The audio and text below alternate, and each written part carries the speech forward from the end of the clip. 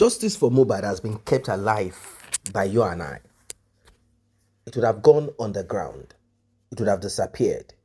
Kudos to those in the diaspora. They've given their time, their money, their efforts. I'm talking about those that are true justice seekers. Even those that are not true justice seekers, somehow, they've been able to do the work of keeping justice alive unknowingly. Well, what next? What next? That is the question. I want you to stay on this one, because in this particular one, you're about to find out what you've never found all this while. For the past 365 days that we've been chasing, pushing for justice for Mohbad. Wickedness.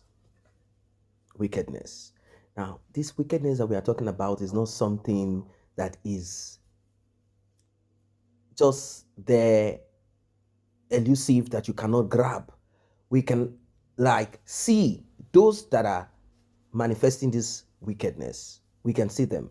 Apart from the police, apart from those that were around Mohbad during and after his demise, we're also talking about family. It gets to a point that you become overwhelmed. You'll be so overwhelmed, you cannot dictate to your child. There is a little less that you can do. And in between, you're having issues here. You are torn in between. You're trying to rearrange yourself. You're trying to put yourself right. You just don't know where to go to. You are sad. You are angry. Your heart, mind, everything is just pumping and giving different wave. I understand that part of it. But after the demise of Mohbad, what are the lies that we have heard so far? And what is the next step? What is the next stage? What is the next level? What is the way out? Be prepared. Be prepared, because what was dropped on this is called bombshell. This is mind-boggling. It is explosive. For the first time, you will get to know. For the first time, you will get to hear. You get to know certain details that you and I, we were never allowed, we were never privy to it. But the thing about it cannot be covered. You cannot cover it. It will still come to light.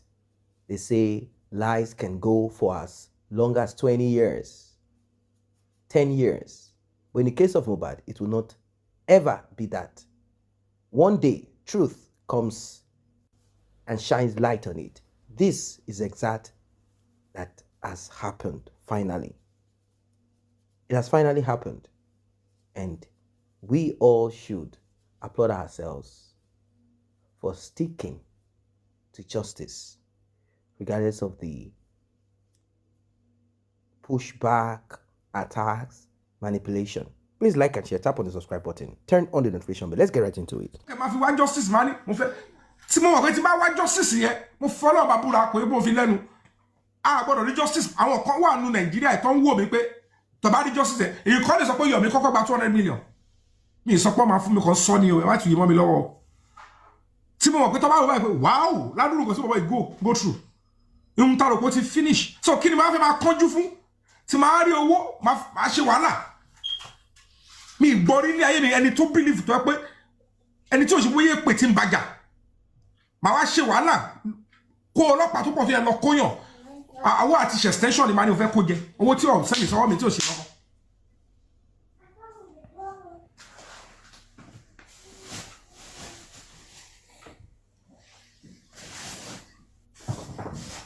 So, when you see people that are doing all this nonsense and you look at it, and they will still be blaming the family alone, blaming this alone, blaming police.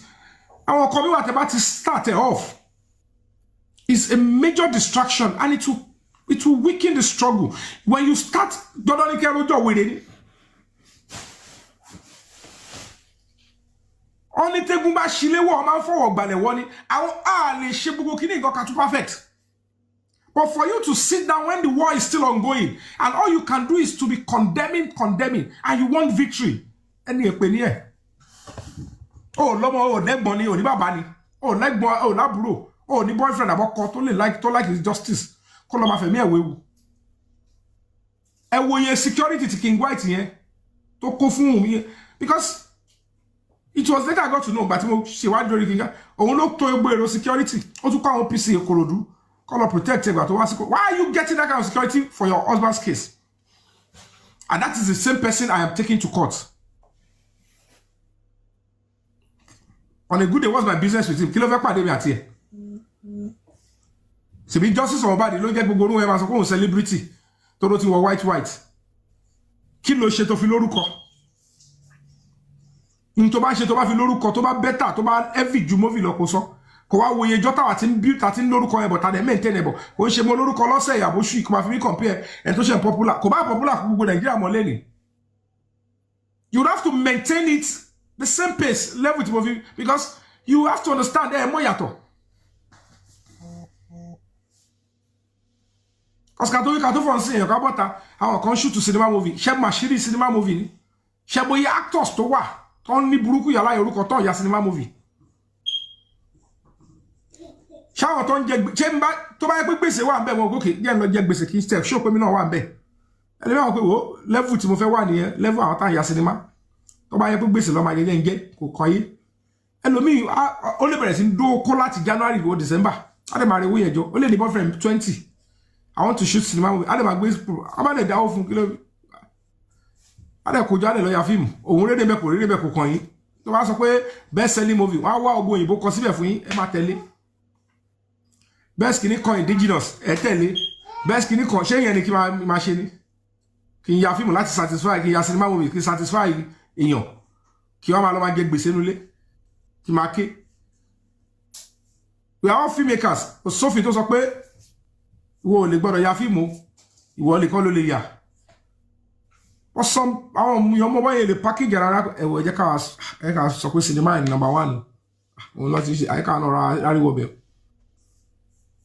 But there are some people that are very good theatrically tó bá ń sọ̀rọ̀ pa theatre art nígbà tí wọ́n múrú àwọn irú Gabriel Afọláyan Òjòpá gbogbo àwọn tó yẹ pé dè àárọ̀ amọ́ra wa àwọn tó gùdù gan irú àwọn làlá yẹn tó yẹ pé wọ́n gùdù bí wèrè Ibrahim ṣọ́ ti ya cinema movie ṣe torí wọ́n ti sanction ọkọ̀ bá yà ni àbí orí wa wọ́n ní ká máa yà but ó pè mí kí fọwọ́ ya kí ní ti máa wọ̀ kí máa maintain ju máa jẹ gbèsè so stop comparing ọkọ̀ ya cinema kí ló compare ọkọ̀ ya cinema movie káwọn náà wá ṣe human right tẹ́mi náà ṣe náà ṣe rò pé ó ń kó wọn bẹ́ẹ̀ mi ṣe ni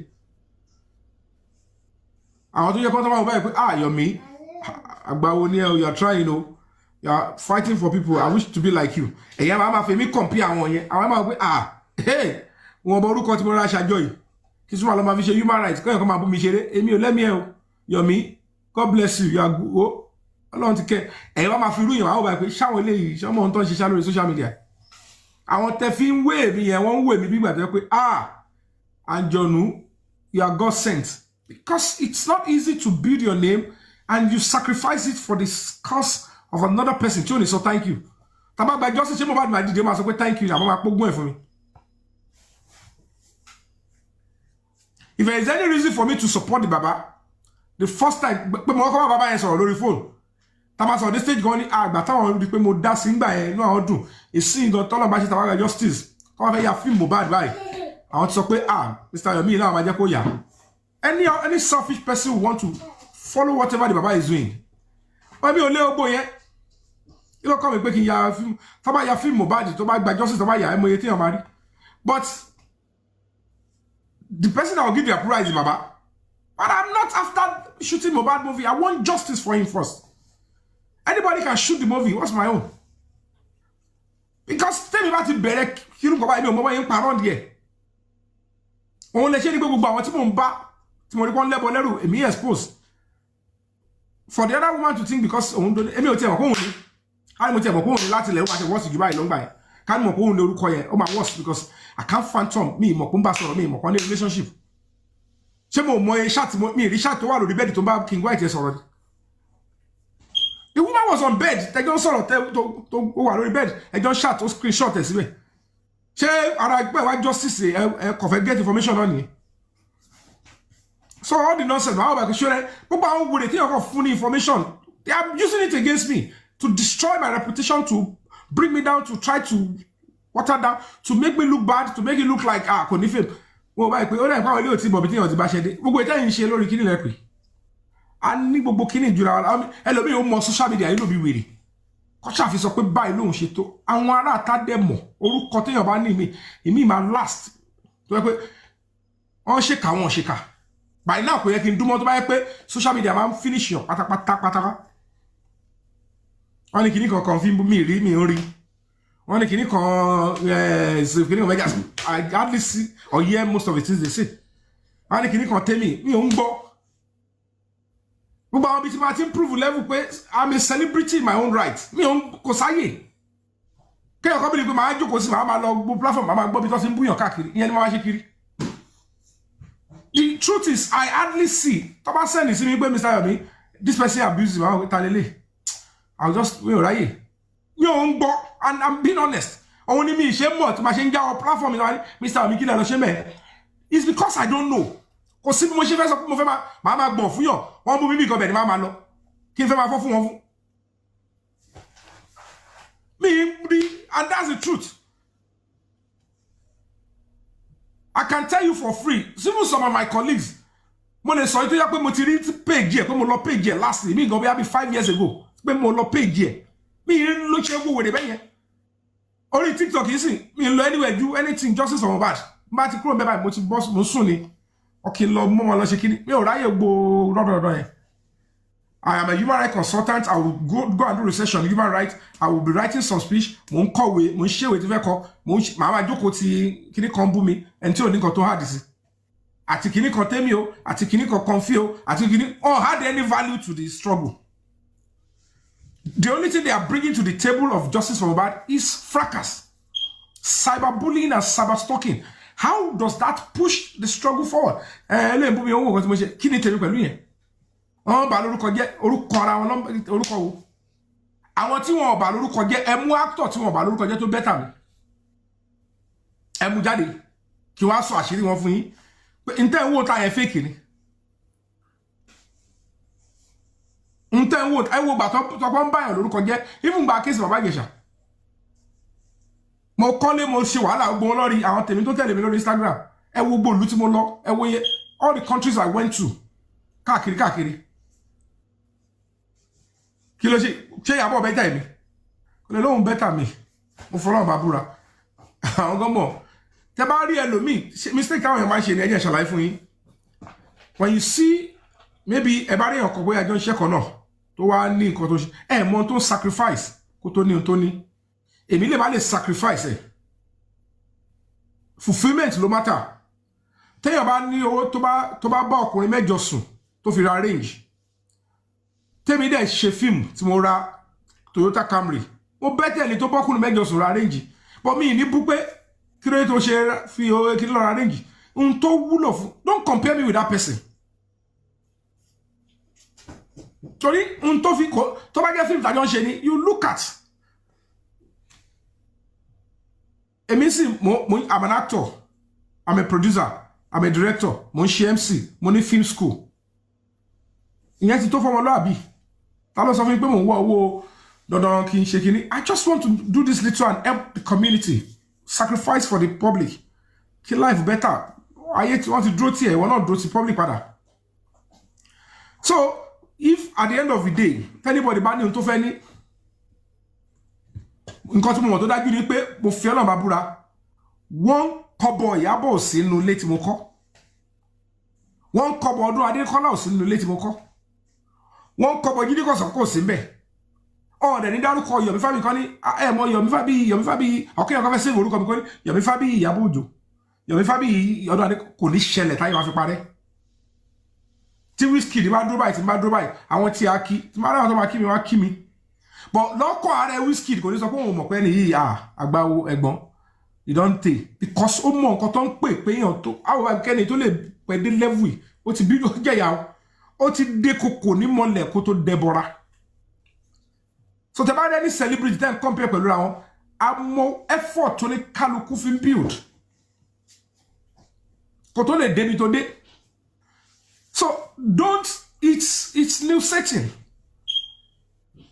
èmi sì máa wọnú gbó lọ máa lọ act wọ́n máa mú ìbọn gidi wọ́n máa yìn wá ìbọn gidi wọ́n wá yìn sókè àwọn máa bọ́ sínú studio wọn akọrin ayé máa tẹ̀lé iṣẹ́ oníkálukú ọ̀tọ̀ọ̀tọ̀ kílẹ̀ nǹkan pm pẹ̀lú ẹ̀kọ́ àfihàn tó bá yẹ pé o mọ̀ dítọ́ lọ́n ṣe pè ẹ́ tó o dẹ̀ dúpẹ́ lọ́wọ́ lọ́n pé iṣẹ́ tó ń ṣe òun progress nígbà tí mo mọ̀ pé mo mọ bí tí mo ṣe bẹ̀rẹ̀ as a filmmaker mo mọ bí tí mo wà ń sìn you are now telling me òun compare mi pẹ̀lú ẹ̀kọ́ don't compare me with somebody ṣé mo move am I progressing torí àwọn míì tájọ bẹ̀rẹ̀ ìmí ìgò tiẹ̀ padà dára ẹ̀ mọ̀ wọ́n.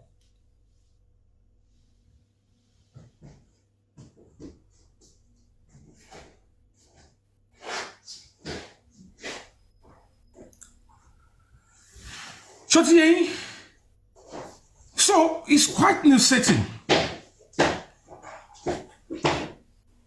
So funny when people see the whole nonsense that they are doing on social media and what they do with comment section. I call it e-witchcraft. It's e-witchcraft.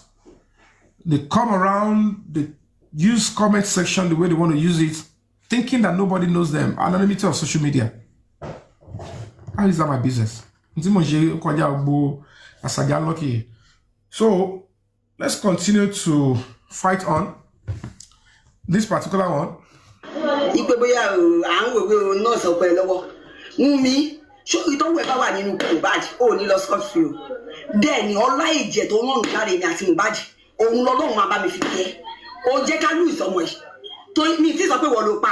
Mi sọ pé Instagram náà yàtì ní amáyò ló wọ́n bẹ̀ àmọ́ tí kú lé ò apani tòdí ò lè pani ọ̀rọ̀ wà nínú mi tí mo fẹ́ sọ mú kọ̀rọ̀ dákẹ́ ni mo ń wò àtàwọn olórí burúkú tẹjọ kóra yín jọ tẹ́. Gbogbo ọ̀rọ̀ tí woman sọ ọ̀rọ̀ woman eventually ẹlọ́kọ́lẹ̀ gold ọ̀rọ̀ woman is going to be carved in gold and silver. This woman's talk, this man should have been in coroner inquest and the police should go after this man, get our facts and get justice for Mohbad as well. Because sorrow, maybe you guys don't hear it very well. Hey, Bodada. You're really bon. Yeah, really bon.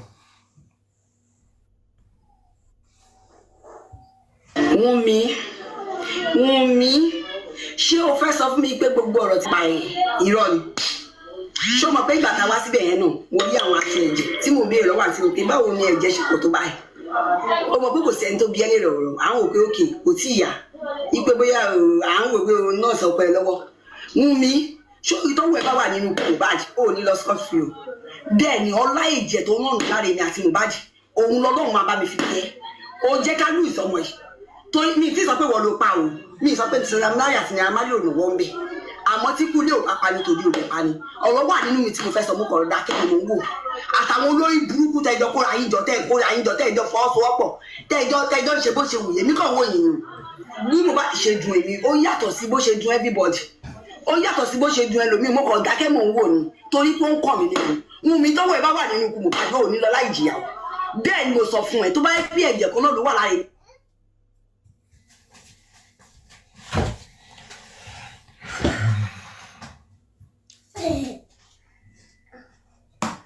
Stop that. Huh? Stop it. Okay.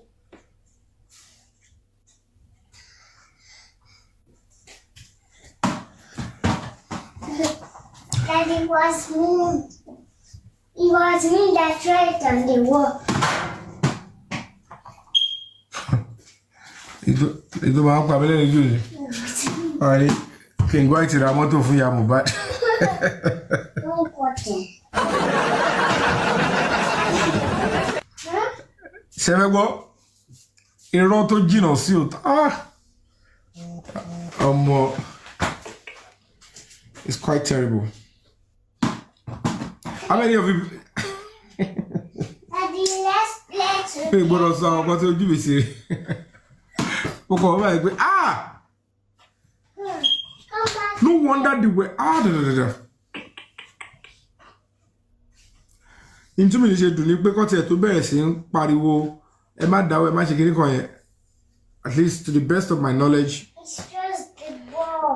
gbogbo tí ń jẹ́ tọ́lọ́run ọba èmi gan gbà ládùúrà fọlọ́run pé I don't want us to see any reason contribute money for investigation on this case again. Ibi tó dé ìkọlọ̀ fi mọ̀ kó tó jáde.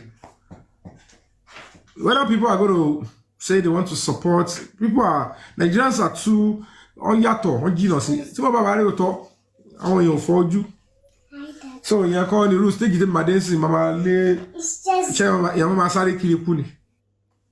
I have dedicated almost a year of my life and career for this struggle.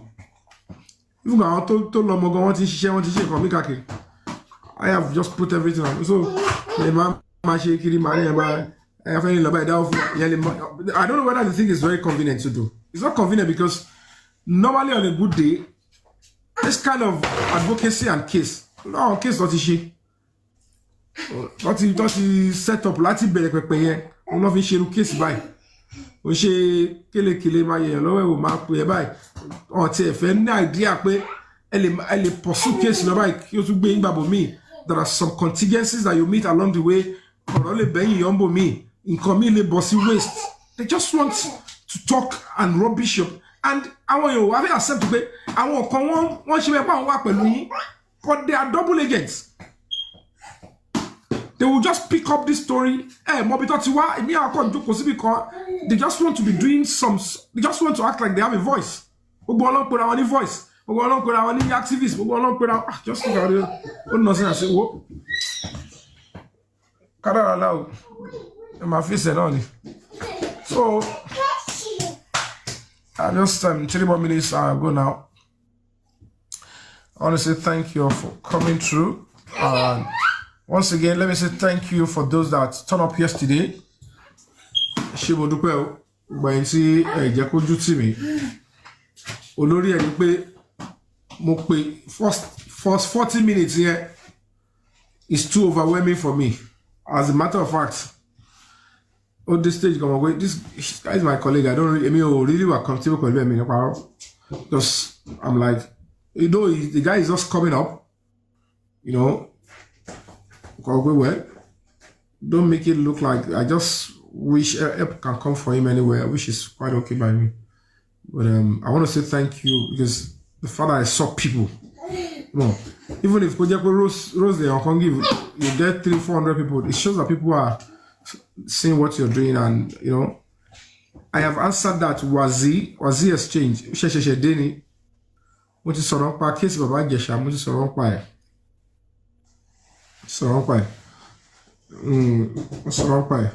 it will be out by November by the special grace of God. That is if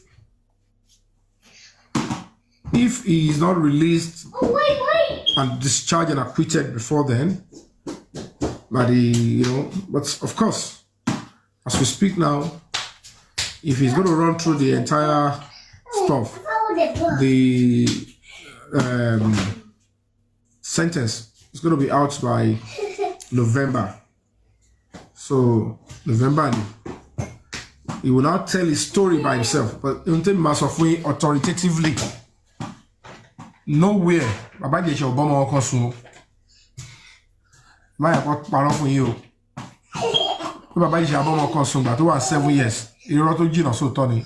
No police investigation, no court said Baba Ijesha. As we speak now, àwọn rí ẹ̀rí pé Baba Ijesha àbọ̀mọ̀ kan sùn. And apart from that, I'm telling you on my honor, gbogbo Baba Ijesha àbọ̀mọ̀ sùn gbà tó wà 7 years. Irọ́ burúkú ni princess yẹn pa. Torí pé eventually ọlọ́pàá ṣe ìwádìí wọ́n rí pé wọ́n ṣẹ̀ṣẹ̀ jábàálẹ̀ ọmọ yẹn. Nígbà tán ṣe mú Baba Ijesha pé kò pẹ́ tó jábàálẹ̀ ọmọ Baba Ijesha. Doctor report show pé ìbálẹ̀ ẹ̀ṣẹ̀ ń jiná gan ni. But wọ́n ti wọlé síbẹ̀ léraléra wọ́n dẹ̀ bá àtọ̀ ní ojú ààrẹ.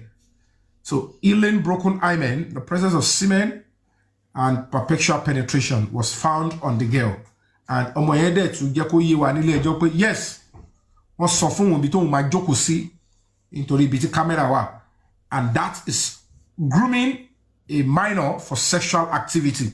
No matter what it is, kò sí excuse fún.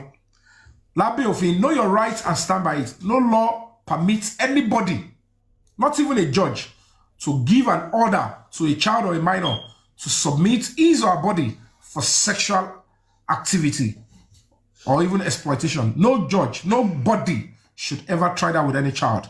No police officer will say, "Kale mo pe ni e ma nbo ọmọ yín kéré sùn.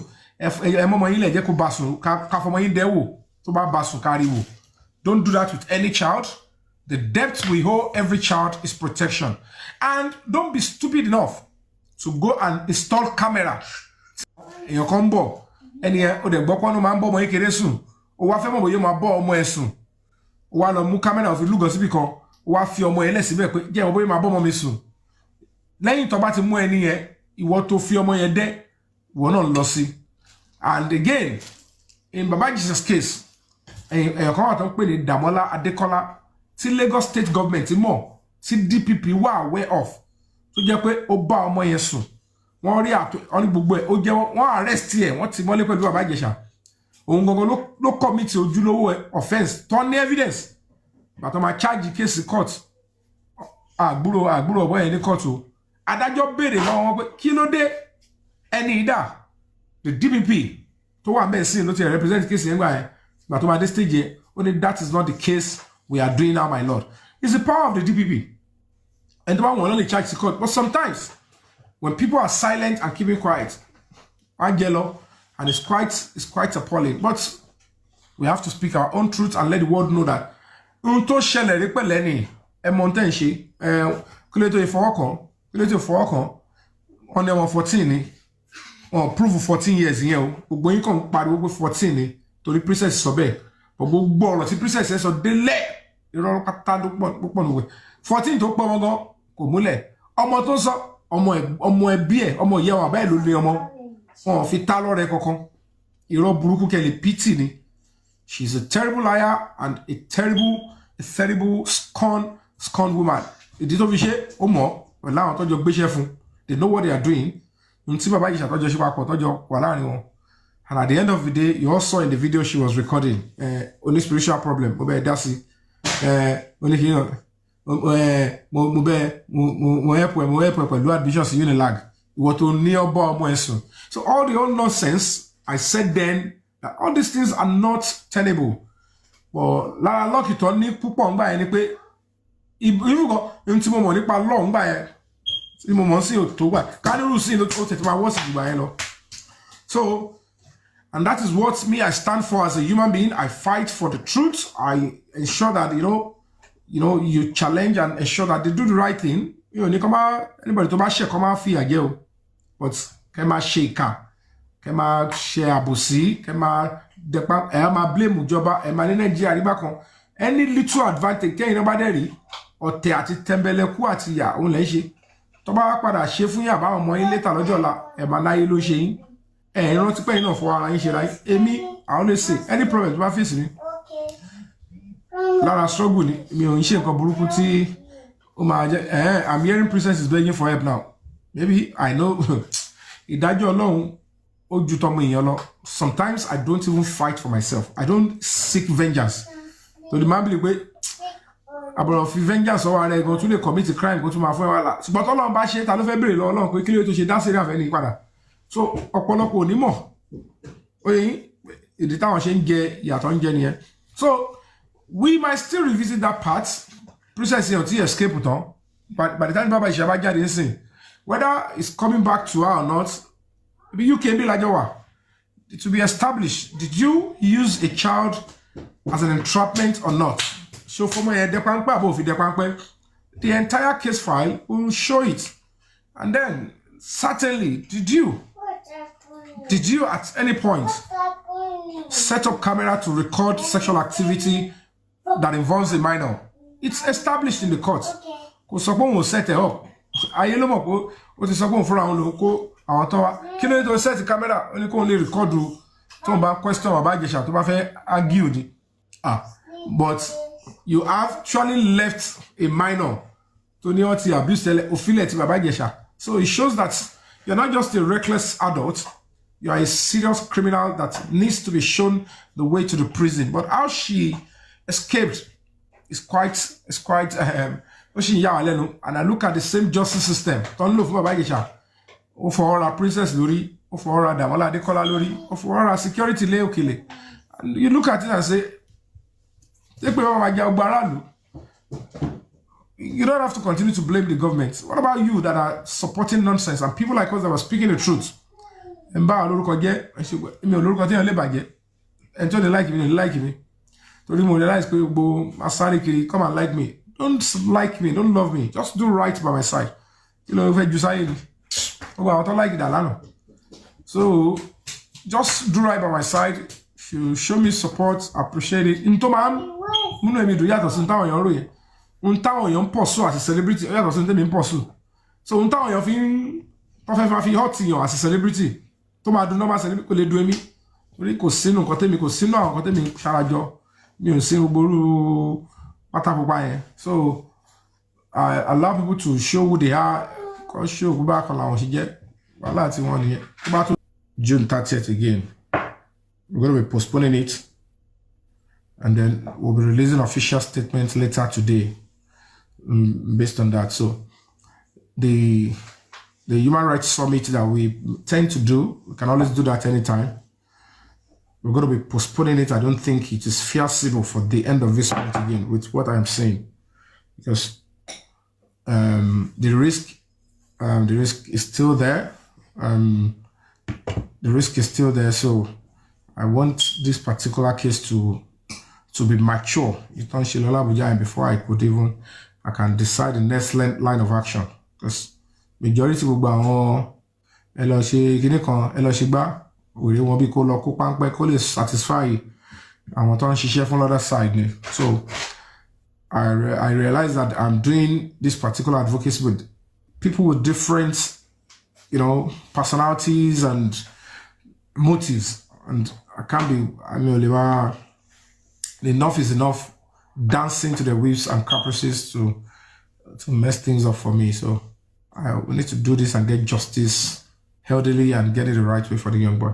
So officially, we're going to be postponing. We'll be announcing the new dates for our Human Rights Summit. It's going to really be big anyway. It's going to be bigger than what we even envisage by the special grace of God. So let me be telling you, we're going to be postponing the Human Rights Summit slated for the 30th of June this month. It's going to be postponed. I don't think we're going to be moving on with that. So all the vendors and everybody, we've told them already, and then they should be able to keep us in their profile and archive. We'll call on them to respond. So we're going to be releasing official statements towards that, and I'll put it on my page for everybody to see before the end of today or early tomorrow morning. So I want to say thank you all for coming through, and please continue to stand by what is right, continue to fight for human rights, continue to stand by justice. So many things are happening and a lot will still happen, but justice for Mohbad is not ending. Yes. Justice for Mohbad is not ending. It is not ending at all. Exactly. That is the spirit. At times, it could be frustrating. It could be just everything bad that you can ever think of. I do understand that part of it. What can one do? What more can one do when you are faced with odds here and there? And at times you begin to wonder, what about the family that everyone is? But you see, if you continue to look at the family, thinking that you're doing that family a favor, rather than doing humanity a favor, you'll be frustrated. You'll be frustrated because some people are of the opinion, thought that having a father or a mother means love, means loyalty. No, not at all. If you look at the stories in the Bible, I'm sure you'd have seen the part where a brother unalived the other out of jealousy, not because they had a direct conflict or indirect conflict. He only felt uncomfortable, unhappy, jealous that his own brother could have the ability to think things through, whilst he was unable. Of course, choice. He was unable. He decided not to. So talking about unaliving each other or being wicked or jealous or working against justice for Mohbad, you can go to different stories here and there. You realize that family does not necessarily mean loyalty, doesn't mean that they will protect you. In fact, most of the times, families are the ones that hurt people. They hurt people more. They hurt each other. They hurt family members more. They do. They do all of these terrible things. And they do it without care. They do it without bothering about it. Well, it is what it is. I have thought about it times without number. I've processed it. I've looked into it. And what more can I conclude upon? What more can I conclude upon? Of course, you heard how I guess Yomi Fabiyi, the frustration in his voice, and how he connected this to, according to him, Baba Jesha's setup. We are not privy to that incident, but what we saw on national television, what we saw on blogs, an analysis that was made about this, even on this platform, it shows a man who lacks scruples, is not disciplined. Baba Jesha is not a disciplined person. Even though Yomi Fabi is saying it was supposed to be a skit. What kind of skit is that? Like, it's a skit. A skit. What kind of skit is that? I know Yomi Fabi is just trying to bring up that as an excuse to help his friend get out of the mess that he's into. What kind of skit is that? Baba Jesha is a seasoned actor. A seasoned actor. Baba Jesha is a seasoned actor. So you don't want to give us this skit of a skitting thing. Baba Jesha is a seasoned actor. When I say seasoned actor, he is a seasoned actor. So he can't give us stories like he's not aware. What kind of camera, what kind of skit can that be? Oh, let's do rehearsals. What kind of rehearsals are you guys doing? They invited you and they set up a camera. They know you are going to do what you normally like to do. They know that you are an unrepentant person. When I looked at it then, I said, no, if you're not a thief, you will not pick what does not belong to you. If you're not a thief.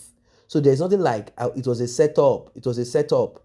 What is setup? What is the purpose of a camera? So you are saying, if I know I am going to be caught, if I'm going to be caught, I won't do it.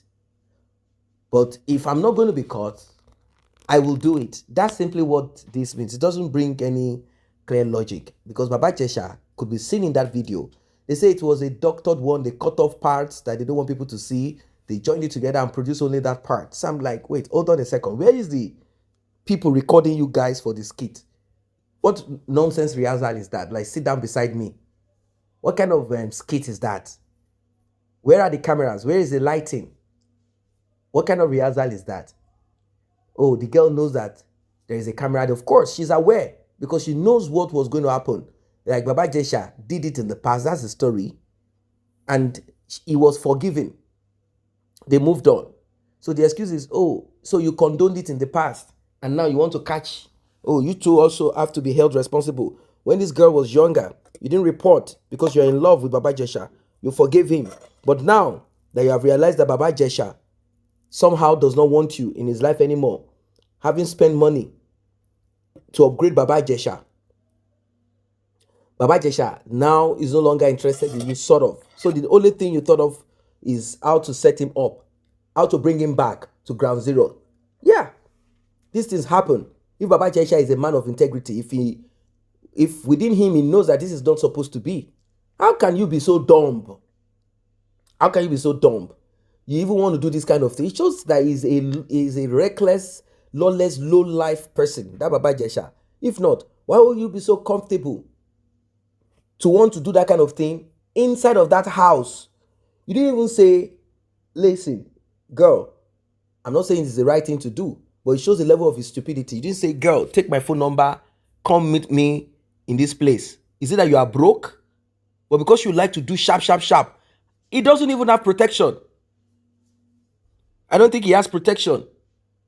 He will just knock and go, give disease, give pregnancy, and ask the girl to go and abort. These are wicked, reckless people. I do not have any sympathy or empathy for that Baba Ejesha. And eventually, when the recording, was done as it should be done, I guess they had a way of watching what was happening. They eventually came at him. They came ruggedly at him, and he was kneeling on the floor, on his knees, begging, saying he's sorry. It is the work of the devil. It is not the work of the devil. It is your behavior. Any man that likes to choke, feeling that choking is an opportunity, like he doesn't want to waste any given opportunity, anywhere he has to put his thing, then you know what it is. Any man that likes to choke, that's what it becomes. A man that has weakness, woman weakness, there's a possibility that woman weakness is what will take that person's life away. I don't know what you think of this one. It's a serious matter. Like and share. Then about Mohbad, you heard what Yomi Fabiyi said, that he's not going to give up on this. He's going to press and push, like every one of us who is focused. Said he's going to press and push. He's going to make sure that justice is served, justice is gotten, and there is no way, not at all, that justice will not be gotten or served. What are your thoughts? What do you think about it all? Please do drop your comments. See you in the next update.